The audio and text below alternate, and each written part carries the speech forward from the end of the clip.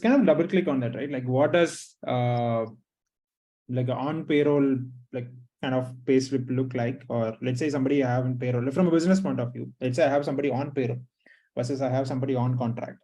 What is the difference that I'm seeing as a business, one versus the other? When do I choose one or the other? So I think if somebody has to be a part of in the payroll of a company, right, then you need to have a certain things by law. For example, PF, like insurance, and a bunch of things you need to give, right? And you also have leave policies. You have certain other things. All the there's a lot of rules to follow by. Now, in a way, we need to think about it as all these other things, all the things that we just discussed, is being handled by another firm.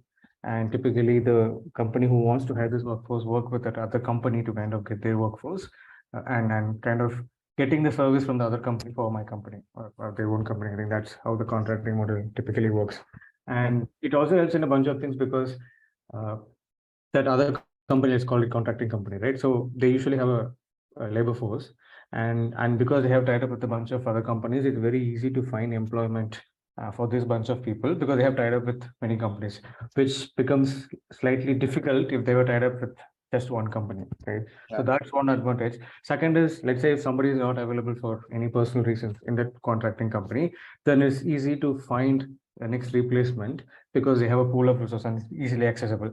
Third is, I think they also have their own expertise because I think hiring, training, maintaining that workforce is also slightly different from what happens in the typical IT field. So I think they are more capable of doing that because they've been spending time on that, and hence having a separate company kind of probably makes sense. And for a company where that is not core to the business, right, say delivery or carrying, whatever it is, maybe it is helpful to operate in that mode of employing labor force.